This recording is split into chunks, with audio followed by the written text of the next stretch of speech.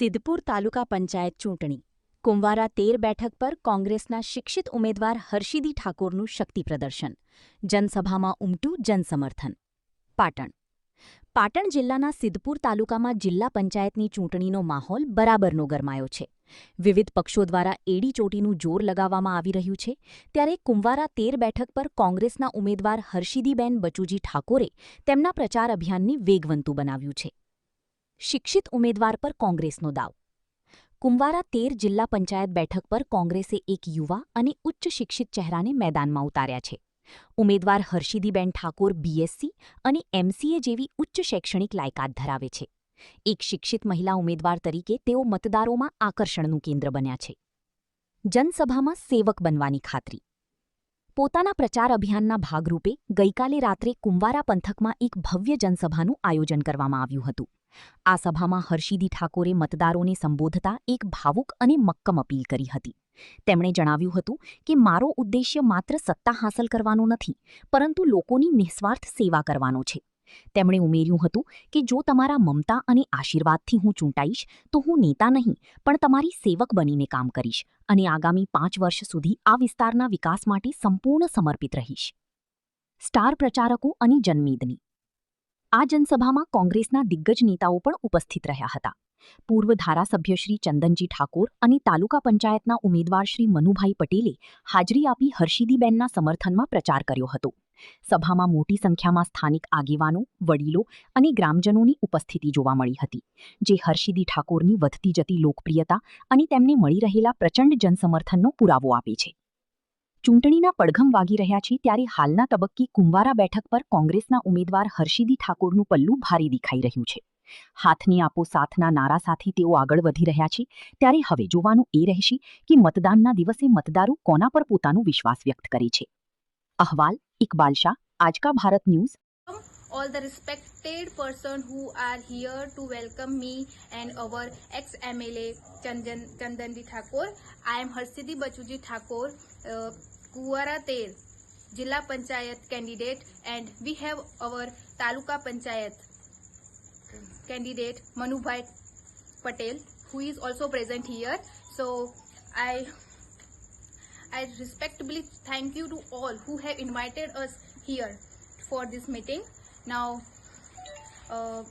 one thing I want to say is that if I get selected, then I will have the right to serve you, and it will be my honor to serve you all who are present here. Okay? So, give me your vote, and I will be your servant who will serve you for the 5 years, and if you wish, I will be the next 5 years too for you serve. Okay?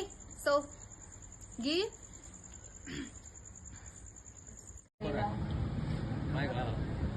અહીંયા પધારેલા તમામ વડીલો અને આપણા આગેવાનો જેમ કે ચંદનજી, અમિતભાઈ અને આપણા તાલુકા પંચાયતના તમામ કેન્ડિડેટનું હું અહીંયા સ્વાગત કરું છું. અને આપણે 13 કુંવારા જિલ્લા પંચાયતની ઉમેદવાર છું, હર્ષિદી બચુજી ઠાકોર. મેં મારું બીએસસી મેથેમેટિક્સ અને માસ્ટર ઇન કોમ્પ્યુટર સાયન્સની મારું એજ્યુકેશન મેં પૂર્ણ કર્યું છે. અહીંયા અને સૌપ્રથમ તો હું આપણે લોકપ્રિય સૌથી જાણીતી કોંગ્રેસ પાર્ટી અને તમામ આગેવાનોનું ધન્યવાદ કરીશ કે તેમણે મને એક યોગ્ય કેન્ડિડેટ સમજી અને મને ટિકિટ આપી અને મારા ઉપર ભરોસો બતાવ્યો છે. તો તેમને જો મારા પર ભરોસો બતાવ્યો છે એવો તમે પણ મને તમારો ભરોસો બતાવજો અને વિજય બનાવજો. અને તમને બધાને વિનંતી કરવા માંગીશ, કેમ કે તમારા જ ગામના પ્રકાશભાઈ ઠાકોર એ તાલુકા પંચાયતની આપણે ઇલેક્શન લડેલા છે, તો તેમને તમારું પૂરું સત્કાર આપો અને એમને વિજય બનાવો.